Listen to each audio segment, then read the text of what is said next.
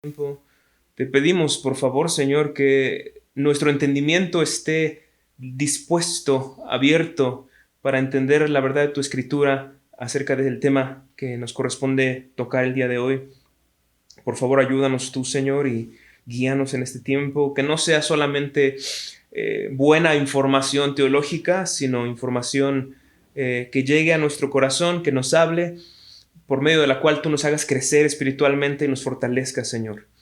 Por favor, te rogamos por esto y te rogamos porque también las personas que puedan estar viendo online sean edificadas y que esto sea para el crecimiento de tu pueblo. Por todo esto te rogamos, ayúdanos en este tiempo. En el nombre de Cristo Jesús. Amén. Amén. Adelante. Muy bien, pues vamos a poner esto aquí. Sí. Pues bueno, el día de hoy corresponde ver el tema que sigue en progresión lógica con lo que hemos estado abordando. Hemos estado abordando temas como se llama nuestra serie, Fundamentos de Salvación, y en ese sentido hemos estado abordando temas sobre la salvación, sobre el proceso que el Señor Dios lleva a cabo en nuestra salvación. Y empezamos con ciertos temas, pero ahora en esta línea como de progresión lógica hemos colocado, por ejemplo, en primer lugar el llamamiento, el llamado de Dios que Él hace, que es por medio de la predicación del Evangelio. Cuando las personas escuchan el Evangelio predicado o cuando leen los llamados de Dios de su Evangelio en la palabra, esto es el llamado del Evangelio. Este llamado del Evangelio produce u obra la regeneración en el individuo y esta regeneración produce la conversión. Entonces hemos cubierto estos temas, hemos cubierto el tema de regeneración, hemos cubierto el tema de la conversión y ahora lo que corresponde es el siguiente punto después de la conversión. ¿Qué es lo que pasa después de la conversión? Recordemos que dijimos que la conversión consta de dos elementos esenciales que son fe y arrepentimiento. Entonces hay una cosa en la Biblia que la Biblia dice que pasa después de que creemos. La vincula, una cosa que vincula la Biblia con la fe de forma muy, muy obvia, natural e innegable. Y vamos a ver si en esta ocasión, si de repente se da que podamos participar los demás, que podamos participar. Entonces, en este caso, hay algo que la Biblia dice, que cuando tú crees, ahí pasa algo. Dice que el Señor hace algo por nosotros por medio de la fe.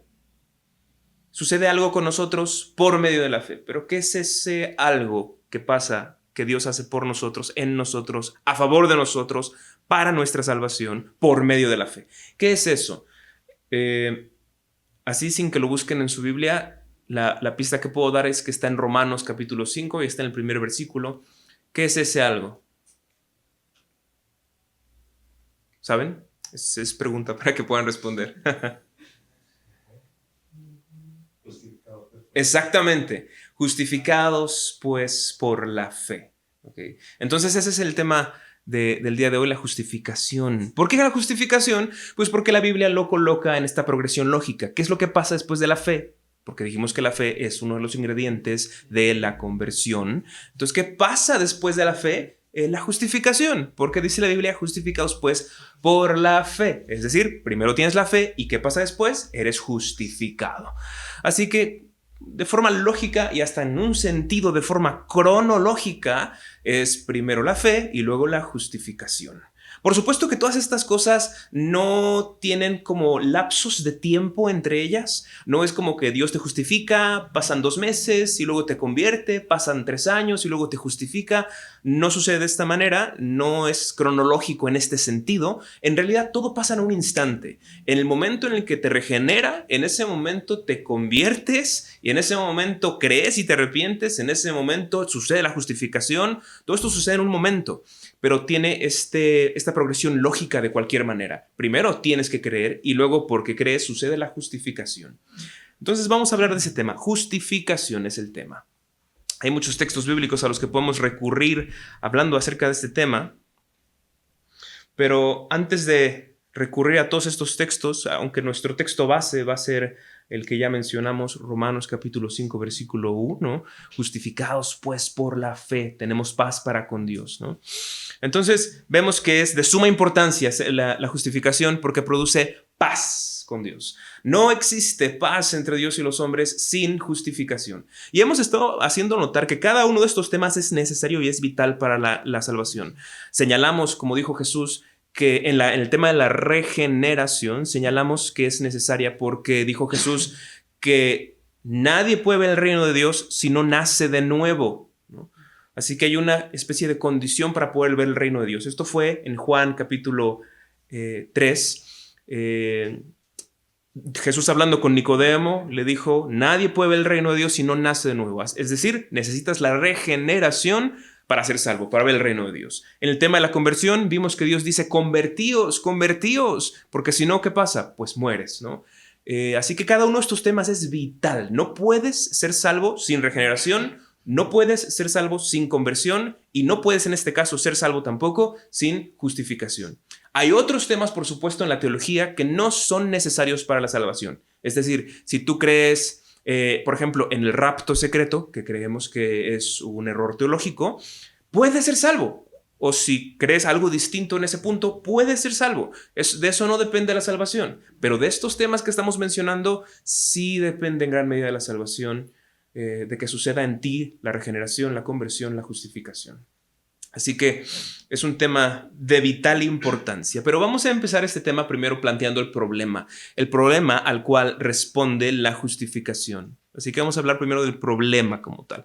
¿Cuál es el problema al que la justificación responde? ¿Por qué necesitamos la justificación? Y más adelante explicaremos con más detalle la justificación. Pero bueno, este problema entonces consta de dos partes. El problema que tenemos, que nos aqueja y por el cual necesitamos la justificación, consta de dos partes. Y esto lo vamos a poner en estas palabras. Estas dos partes son la presencia de culpa por un lado y la ausencia de justicia perfecta por el otro lado. Están estas dos cuestiones aquí entonces. Presencia de culpa y ausencia de justicia perfecta. Y este es nuestro problema. Tenemos esas dos cosas. Y vamos a explicarlas entonces en este momento un poquito más. Empezando por la explicación de la presencia de culpa. Es decir, somos culpables, tenemos culpabilidad en nosotros. ¿De dónde viene esta culpabilidad? Bueno, confesamos que viene de Adán. Desde la caída, cuando Adán y Eva estaban en el huerto, se les dijo: no coman del fruto. Adán tomó el fruto, lo comió, y cuando él come y cae, entonces todos caemos juntamente con él, y la culpa de él viene a ser esparcida a todo el mundo. Lo dice Romanos 5:12. Por tanto, como el pecado entró en el mundo por un hombre, y por el pecado la muerte, así la muerte pasó a todos los hombres por cuanto todos pecaron. Entonces, un hombre pecó, la culpa pasó a todos los hombres. Esto es Adán. Él pecó y su culpa es transferida a todos. Pero para ser más específico, hay dos cosas que nos son transferidas de parte de Adán. Y estos son igual dos cosas, pues, que son culpa y corrupción. Esas son las dos palabras que los teólogos suelen utilizar: culpa y corrupción. Y vamos a darle rápido una explicación a esto de la culpa y la corrupción. Cuando hablamos de culpa, estamos hablando de un estatus legal. Es como cuando en una corte un criminal está siendo juzgado y al final el juez dice: te declaro culpable. Esa declaración de culpabilidad es una declaración legal, es decir, que legalmente se está diciendo que esta persona cometió un crimen. La culpa es eso, una declaración legal, un estatus legal. Así que Adán llegó a tener el estatus legal de culpable cuando él comió el fruto. Pero la cuestión entonces es que después de que él comió, todos los descendientes de Adán nacen, y esto es la parte más lamentable, nacen con el estatus legal de culpable. Nacemos con esto.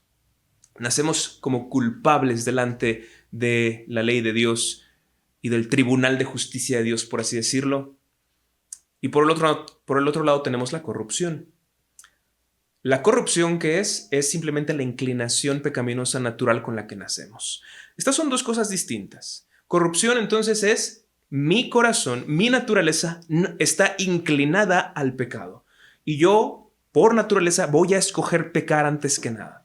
¿Por qué? Porque esa es la herencia que me toca de parte de Adán. Él tomó el fruto, Su corazón quedó contaminado, corrompido por el pecado, y esto nos hereda, y todos los seres humanos nacen con esto. Así que la herencia de Adán, lo que nos hereda a todos los seres humanos es doble, como dijimos. La culpa, un estatus legal de culpable, y la corrupción, una naturaleza interna que quiere pecar, que ama el pecado, que sigue el pecado. Pero en el tema del día de hoy, la parte de la corrupción no la vamos a abordar, sino la parte solamente de la culpa. De hecho, la parte de la corrupción comienza a repararse en el momento de la regeneración, de la cual ya hemos hablado. La regeneración es el inicio de la reparación de nuestra corrupción. Por eso enfatizamos que en la regeneración se nos da un nuevo corazón, porque el corazón que quedó corrompido después de la caída de Adán solo quería pecar y solo podía pecar. Pero en la regeneración se nos da un nuevo corazón, aunque todavía queda lo que los teólogos llaman remanentes de pecado, que significa que todavía hay algo en nuestro corazón que nos lleva de vuelta a pecar. Pero bueno, ese tema entonces, el tema de la culpa, de la corrupción, no lo vamos a tocar a fondo el día de hoy, pero sí el de la culpa. Somos declarados legalmente culpables. Tenemos un estatus de culpables. Ahora, para hacer más énfasis en cómo es esto de estatus legal. Bueno, un estatus legal no habla necesariamente de una realidad. Simplemente es una declaración ante la ley de algo. Entonces, esto es, por ejemplo, como esto. Cuando mi hija nació, ella nació a cierta hora del día. Pero después, no me acuerdo si el día siguiente o la siguiente semana, hasta después fuimos a registrarla en el registro civil, ¿no? Y hasta dentro de unos cuantos días, ella quedó legalmente registrada como ciudadana mexicana, ¿no? Ahora, de alguna manera, mi hija, durante los días que no estuvo registrada, no existió delante de la ley, ¿no? Digo, y no que no existiera, en la realidad sí existía, ahí estaba. Pero ante la ley no estaba reconocida porque no la habíamos llevado al registro civil, ¿cierto? Entonces, y esto es una cuestión entonces legal, ¿no? Las cuestiones legales son así, no reflejan necesariamente la realidad, simplemente es una declaración ante la ley de alguna cosa, pues, ¿no? La culpa de la que estamos hablando aquí entonces es así, es un estatus legal. Aunque en este caso, que por supuesto sí refleja una realidad, que es la realidad de que el ser humano es culpable de haber pecado. Pues bien, Adán nos hereda esta culpabilidad. Nacemos como culpables del primer pecado de Adán y después de esto, tristemente, con nuestros propios pecados, sumamos a la culpa con la que nacemos, sumamos más culpa. De modo que no hay para dónde escapar, no hay para dónde ir, no podemos ser inocentes delante de Dios, ¿okay? Y este nada más es nuestro primer problema, la presencia de culpa. La presencia de culpa. Tenemos para comprobación de este punto algunos textos bíblicos, como por ejemplo el Salmo 51, en donde comprobamos o corroboramos que nacemos con esto. Salmo 51, versículo 5, este es David, y David dice: He aquí, en maldad he sido formado y en pecado me concibió mi madre. Dice el rey David: en maldad he sido formado y en pecado me concibió mi madre, porque él sabe que el ser humano nace y desde que nace ya trae esta naturaleza pecaminosa y ya trae esta herencia de Adán de la que ya hemos estado hablando. Entonces, ese es nuestro primer problema nada más, la presencia de culpa. Pero hay un segundo problema y esta es la ausencia de justicia perfecta. Y el punto es este, que delante de Dios, Él no va a aceptar nada que no sea la más perfecta, pura, alta, excelente y sin mancha justicia. Delante de Dios, Él es tan justo, tan santo, tan alto, que delante de Él, un ser humano podría presentarse sin culpa, pero esto no es suficiente. Esto no es suficiente. Dios no solamente pide no tener culpa, Dios pide tener justicia. Y para estar delante de Él no es suficiente solamente llegar sin culpa. Es necesario llegar con justicia y no con solamente pequeños restos de justicia, sino con una justicia completamente perfecta y sin mancha. Por eso tenemos algunos textos desde el Antiguo Testamento que enfatizan esta realidad, como por ejemplo Deuteronomio 6:25. Deuteronomio 6:25 dice: y será nuestra justicia si cuidamos de poner por obra todos estos mandamientos delante de Jehová nuestro Dios, como Él nos ha mandado. El Nuevo Testamento cita el Antiguo Testamento y menciona que la ley dice: haz esto y vivirás, ¿no? Haz esto y vivirás. De modo que la cuestión aquí no es solo no hagas cosas malas, mantente sin culpa y vivirás. No, haz lo que la ley requiere de forma positiva y entonces vivirás. O sea, obtén la justicia perfecta y entonces vivirás. Así que el problema que tenemos realmente es doble. Tenemos la presencia de culpa en nosotros y tenemos la ausencia de justicia perfecta. El problema que tenemos es doble.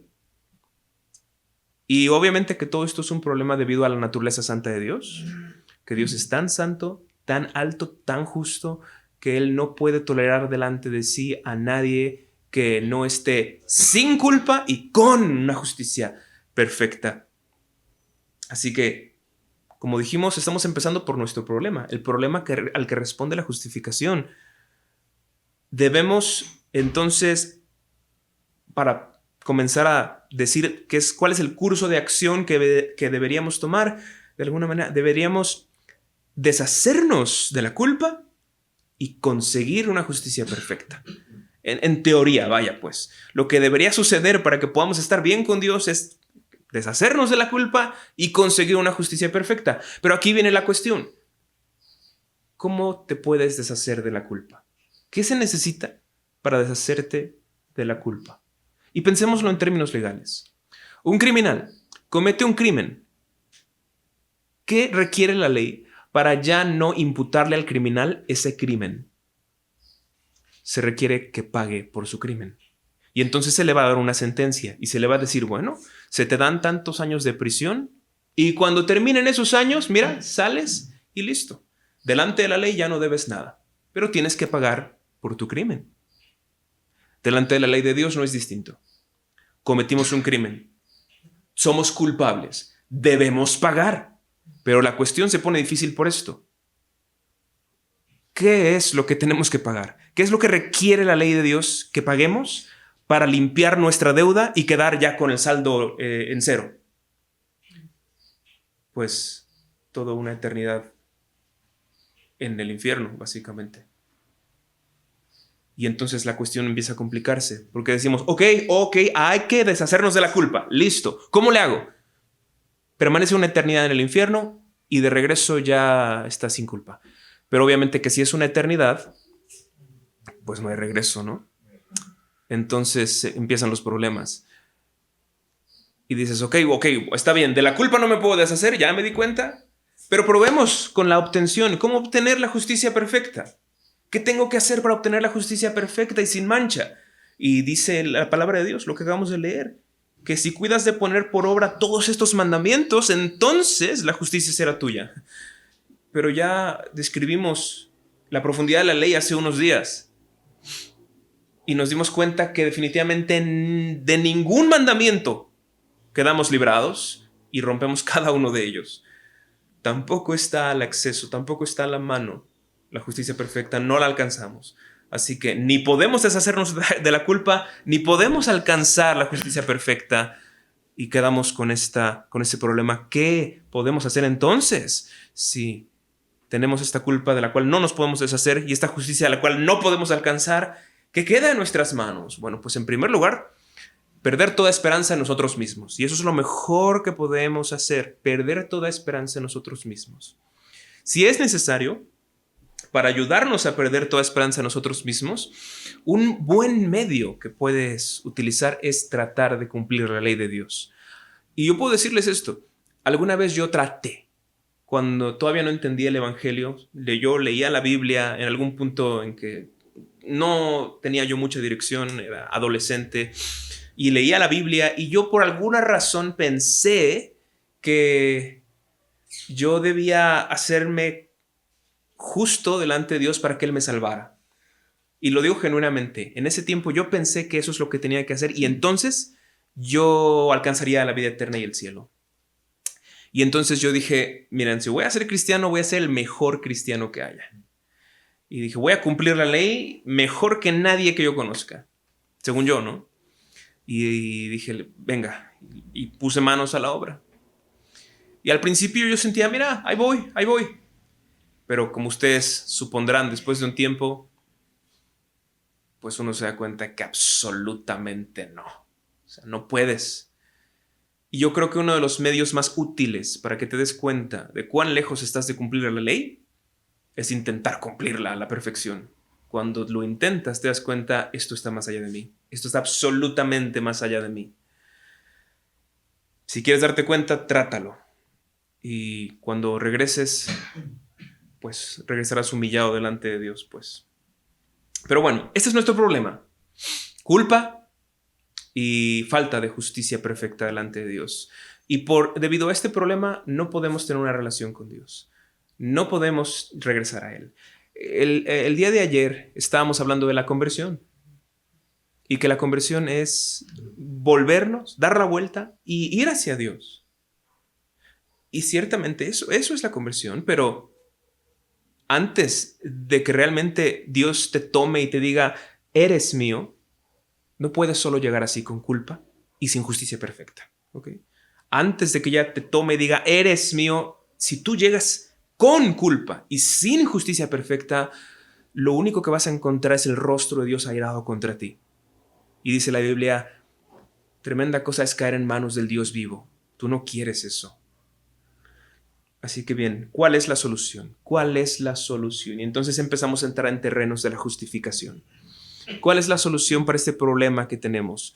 Y para empezar, el inicio de la solución se encuentra en lo que conocemos como la expiación. La expiación.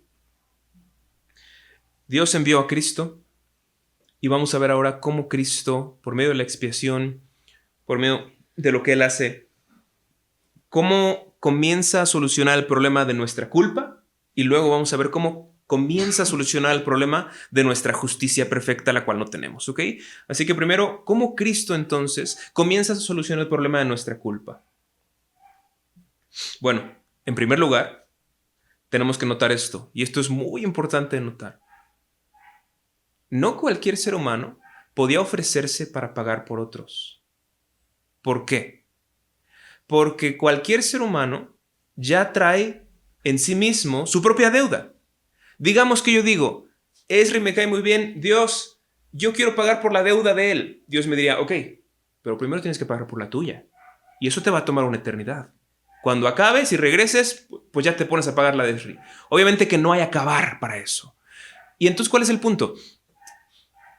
Ningún ser humano puede ofrecerse nada más así para pagar por la deuda de otros.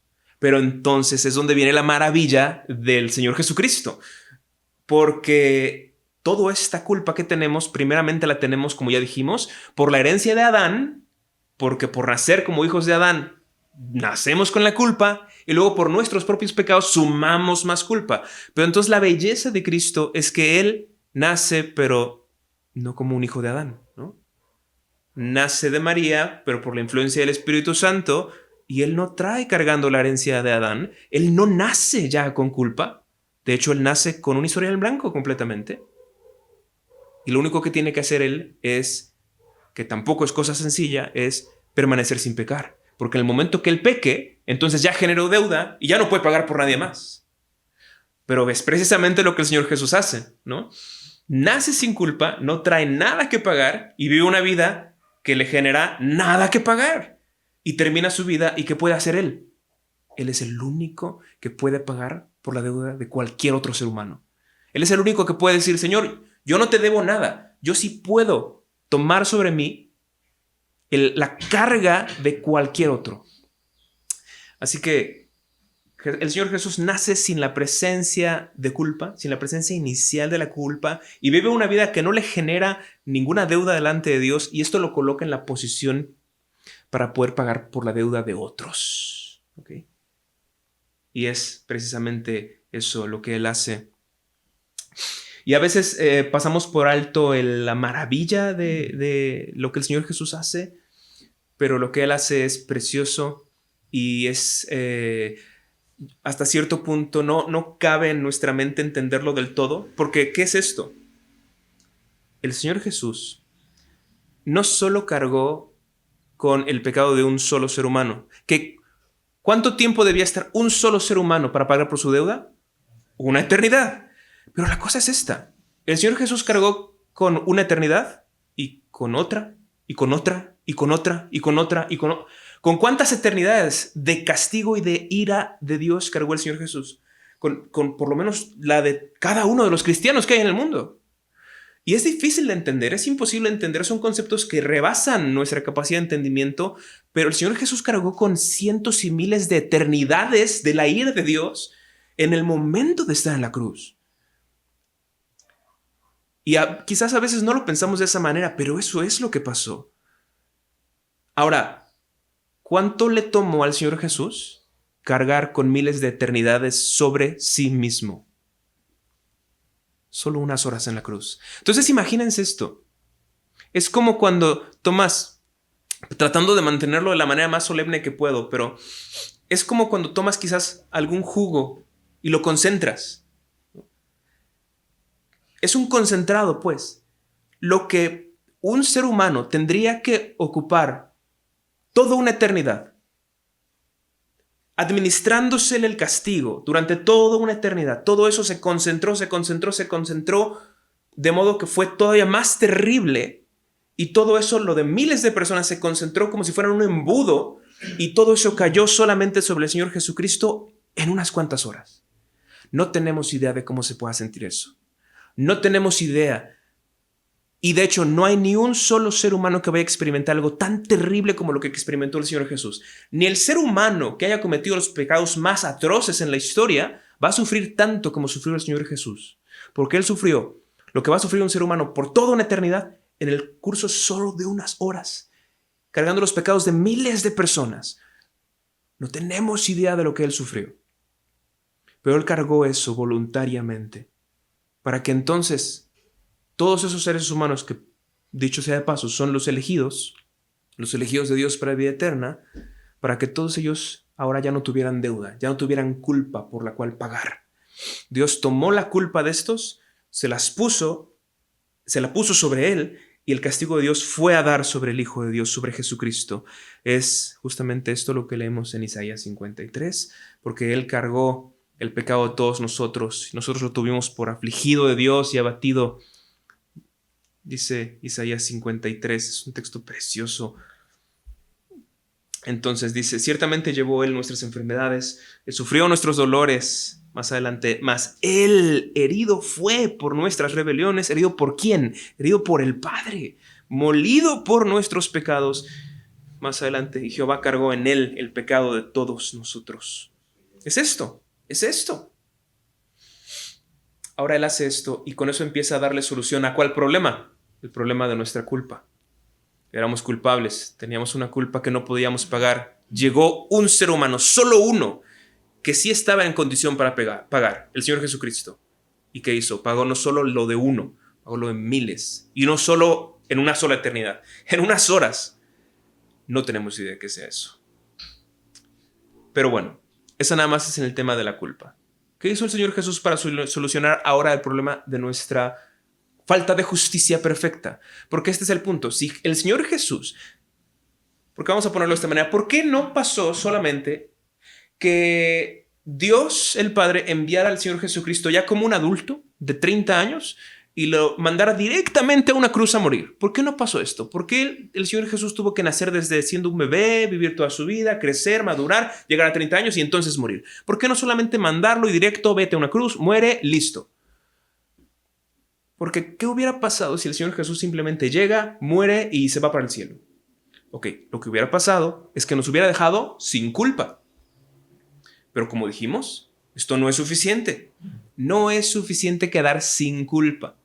Quedar sin culpa nos regresaría al estado en el que estaba Adán. Adán, cuando fue creado, estuvo sin culpa, pero con capacidad de caer, de pecar y de corromper a toda la humanidad. Si el Señor Jesucristo solo viniera, muriera, cargara nuestras culpas y se fue, entonces lo único que eso significa es que nos regresa a un estado sin culpa en el cual otra vez podríamos fácilmente volver a caer, volver a pecar y otra vez culpa. Entonces había algo más que tenía que hacer el Señor Jesús. Tenía que obtener para nosotros la justicia perfecta que no podemos obtener nosotros. Y es precisamente por eso que Él tiene que nacer siendo un bebé y crecer toda su vida. ¿Para qué? Para que en toda su vida Él consiga una justicia perfecta. ¿Cómo? Pues ya dijimos el medio. Obedeciendo los mandamientos uno por uno, de forma perfecta, sin mancha, sin error, sin defecto, ni el más mínimo defecto, pues, ¿no? Él hace esto. Y cuando Él hace esto, entonces, ¿qué gana Él? Es una persona, entonces, sin culpa y con justicia perfecta. ¿Qué gana Él? Pues gana la vida eterna. Él es el único para quien, de hecho, la salvación es por obras, y Él es el único para quien, de hecho, se cumple que Él obtuvo la salvación por sus méritos, por sus obras. Muy bien, pero esto es nada más el inicio, porque el Señor Jesús hace esto, pero eso no significa todavía, y todavía no estamos hablando de justificación. Esto no significa que los seres humanos, ya después de que el Señor Jesús hizo esto, ya nacen los elegidos sin su culpa y ya nacen con justicia perfecta. No, no. No nacen con justicia perfecta, no nacen sin culpa los elegidos. Hay algún paso más que hace falta. Los elegidos, aquellos por los cuales el Señor Jesús murió en la cruz cargando sus pecados y vivió para darles una justicia perfecta, estos elegidos nacen todavía con una naturaleza pecaminosa, con culpa, etc. Y entonces aquí viene el siguiente paso, lo que debe suceder ahora. El Señor Jesús hizo esto que acabamos de describir para obtener para nosotros el quitarnos la culpa y darnos la justicia justicia perfecta, pero eso todavía no es nuestro. Es como si Él lo tiene en las manos y dice, lo conseguí para ti, está asegurado para ti, pero lo tengo aquí, todavía no es tuyo. Es parte de mi adquisición, de mis riquezas. ¿Qué hay que hacer? Pues bueno, ahí es donde entra todo este proceso que hemos empezado a describir. El llamado, regeneración, conversión. Y en la conversión, entonces, ¿qué dijimos que sucede por medio de la fe? ¿Qué hace la fe? Bueno, arrepentimiento también. ¿Pero qué hace la fe? La fe justifica. Pero vamos a tratar de dar una explicación más honda a eso. ¿Por qué la fe justifica? Es que Dios dice, bueno, antes yo requería obras, pero ya no requiero obras. Ahora, con que tú tengas fe, ya te doy justicia. Eso no es. Eso no es. ¿Por qué la fe justifica? Bueno, ayer estábamos diciendo que hay algo que hace la fe, que es la parte más preciosa de la fe. Lo que la fe hace es que la fe toma a Cristo. La fe toma a Cristo. ¿Y qué pasa cuando tomamos a Cristo? Lo describimos ayer con el ejemplo de una mujer pobre que se casa con un hombre rico. ¿Qué pasa cuando tomas a Cristo? Todo lo que es suyo es tuyo. Lo tomas y en Él viene todo. En Él está todo. En el Evangelio Dios ofrece a Cristo. Y recordemos ese énfasis porque es un énfasis bien importante. En el Evangelio Dios no te dice dame. Dios te dice toma. Está aquí, tómalo. Y en este tomar a Cristo, en Él viene todo, todo, todo incluido. Y esto es que cuando tú tomas a Cristo, entonces, esta muerte suya en la cruz, entonces, viene a ser tuya. Y por eso dice la Biblia que fuimos crucificados juntamente con Él, ¿no? Tomas a Cristo y dices, es mío. Y Él dice, o sea, como dice Cantar de los Cantares, muy precioso, mi amado es mío, yo soy suya. Así dice el creyente cuando por la fe toma a Cristo. Mi amado es mío, yo soy suyo. Y entonces lo que es de Él viene a ser mío. ¿Y qué es de Él? La muerte. Entonces su muerte en la cruz viene a ser mi muerte en la cruz. ¿Y qué muere entonces? ¿Qué es de mí? ¿Qué muere en la cruz? Mi viejo hombre, mi culpa, mi pecado, queda muerto, queda crucificado. Y es por eso que tenemos ese precioso texto en Colosenses que dice que el acta de los decretos fue colgada en la cruz. Y esa acta de los decretos es precisamente vamos a decirlo, documento legal en donde se decía, él es culpable, quedó ahí en la cruz colgado. Cuando Cristo murió, yo morí. Mi viejo yo que era culpable fue muerto allí. Ya no existe ese viejo yo culpable. Fue crucificado con Cristo. ¿Cuándo sucede eso? ¿Cuándo es que este beneficio viene ahora a ser ya nuestro? Cuando tú tomas a Cristo por la fe. Y es por eso que es la importancia de enfatizar qué cosa hace la fe. Toma a Cristo. Y al tomar a Cristo, viene eso. Pero esa nada más es la parte de la culpa. Tomas a Cristo. Y que hay otra cosa que viene junto con Cristo, es su justicia perfecta. La justicia perfecta que Él consiguió por su propia vida justa y santa y sin mancha, viene a ser tuya. Y la misma Biblia lo ilustra en Zacarías con la imagen de unas ropas limpias. Y una persona que llega delante de Dios con ropa sucia, lo cual es el pecado, y está el ángel de Jehová ahí, y el ángel de Jehová manda y dice, quítenle las ropas sucias, pónganle las ropas limpias. Y estas ropas sucias son nuestro pecado, nuestra culpa es quitada. Y no solo quedamos desnudos delante de Dios, lo cual sería como quedar simplemente sin culpa. Que dijimos, eso no es suficiente.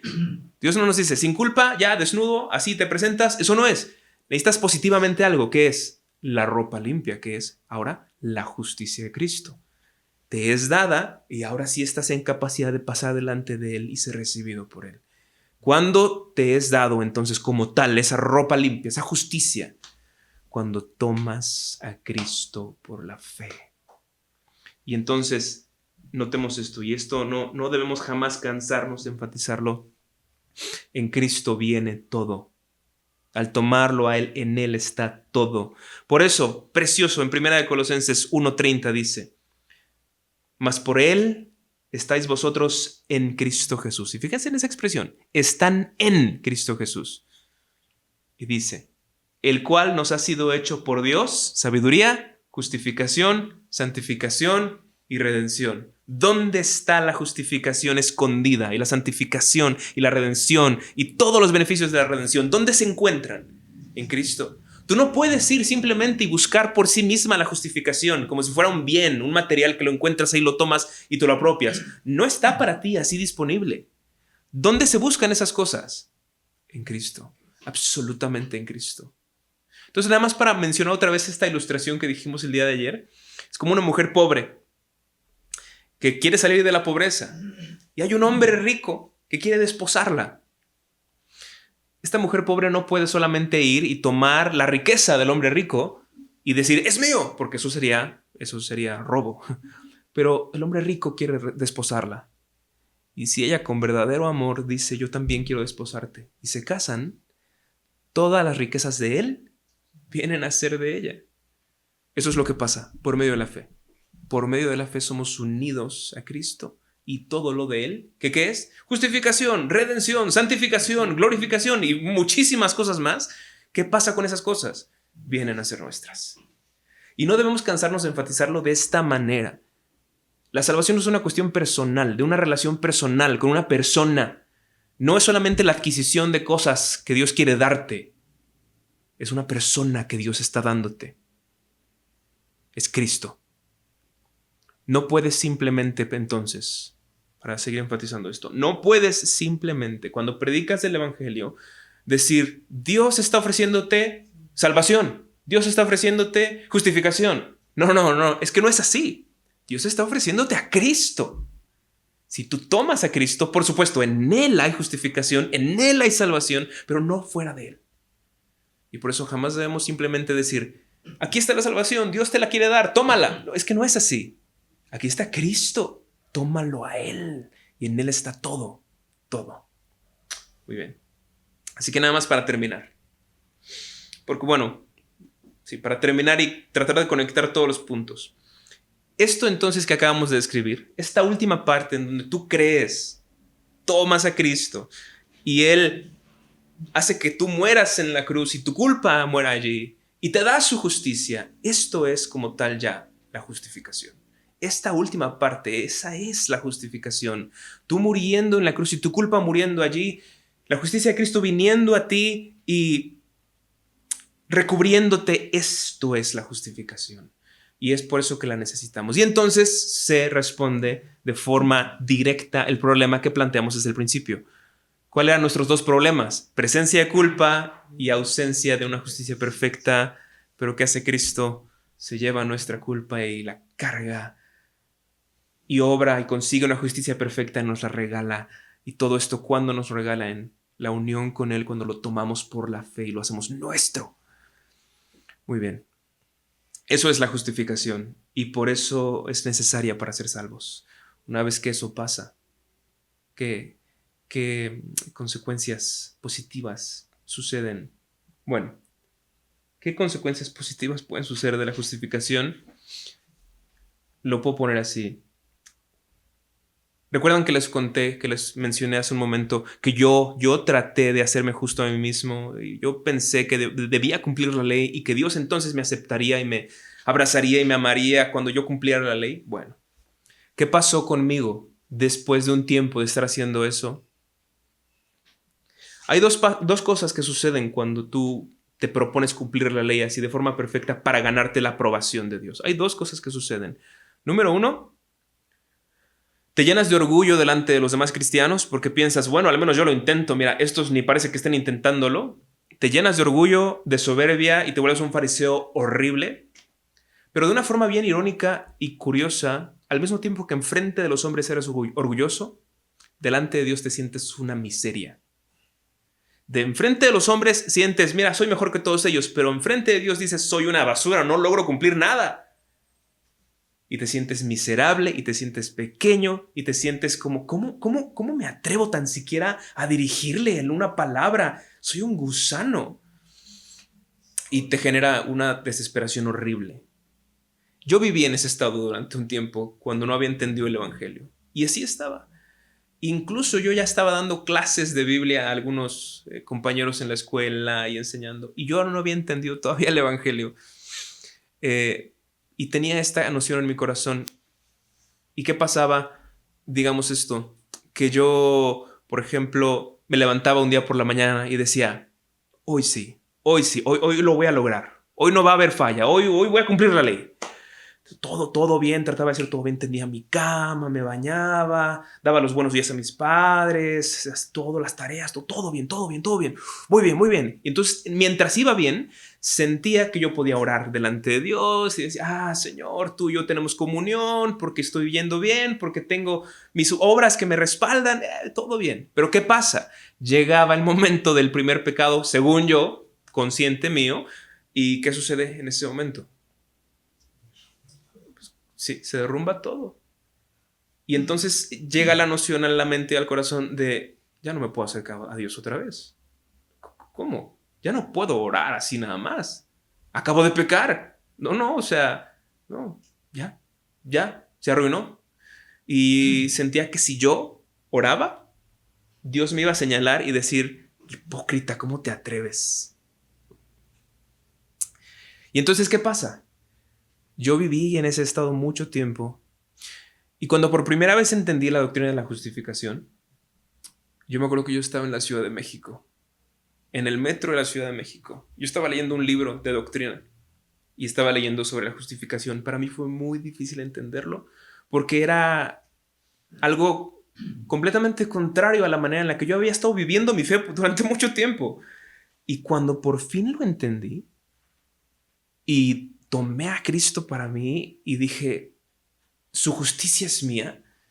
Entonces esa fue la primera vez que de hecho yo pude orar y sentir que Él me decía, no me debes nada.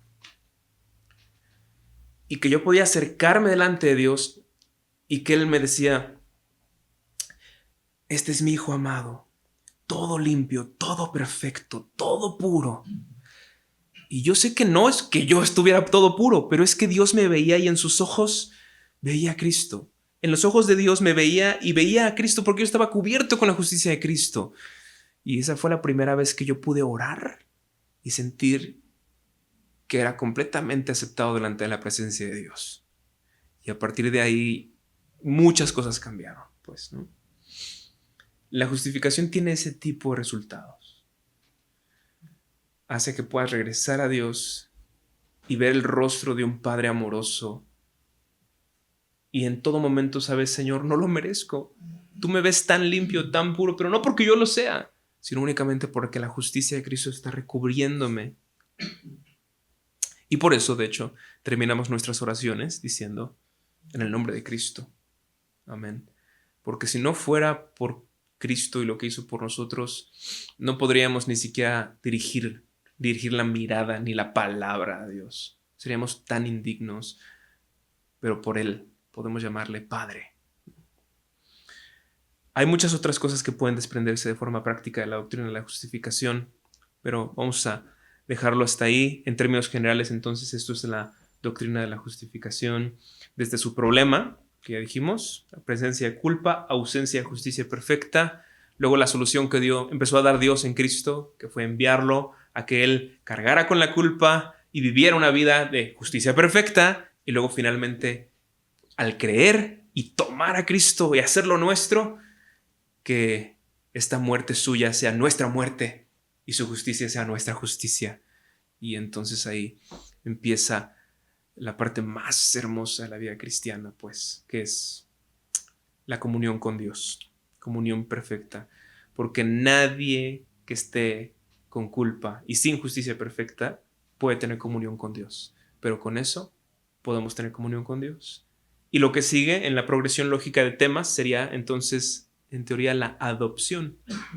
Después de que somos limpiados, nuestra culpa se fue, la justicia perfecta llega, Dios nos ve y ¿qué hace Él? Nos toma como sus hijos y nos incluye en su familia y nos dice, tú eres mi hijo, yo soy tu padre. Y empieza la comunión con Dios como nuestro Padre. Bueno, pero eso ya es parte de otro tema. Vamos a dejar hasta aquí y vamos a terminar entonces con una oración. ¿Okay? Vamos a orar. Señor, te damos muchas gracias por la belleza de tu palabra y la belleza de lo que tú has hecho por nosotros.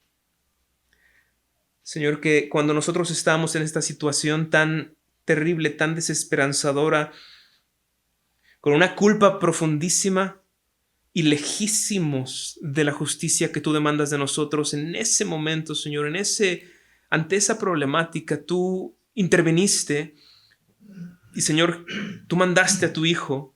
No lo merecíamos, no nos lo habíamos ganado, no hicimos nada, Señor, para moverte a ti, a que lo hicieras, pero tú, Señor, decidiste mandar a tu Hijo Jesucristo para cargar con nuestras culpas de una forma que nuestra mente no alcanza a entender, llevando un sufrimiento que ningún ser humano nunca experimentará. Y al salir de esto, Señor, cargaste y pagaste por nuestro pecado, y no solo esto, sino que viviendo una vida perfecta, Cristo también tiene esta justicia que necesitábamos. Y cuando lo tomamos por la fe, Señor, cuando lo tomamos y lo hacemos nuestro, todo esto se hace una realidad para nosotros. Y ahora estamos delante de ti. Y esta oración, justo esta oración que estamos haciendo en este instante, la hacemos solo por este sencillo hecho, que estamos cubiertos de la justicia de Cristo. Y Señor, pasamos delante de ti. Y aunque hemos pecado tanto y tantas veces, ya no nos señalas, ya no nos recriminas, Señor. Ahora por Cristo y solo por Cristo pasamos delante de ti y nos ves como tus hijos amados, preciosos, recubiertos de justicia, no por nosotros, sino por Cristo, lo que hizo por nosotros.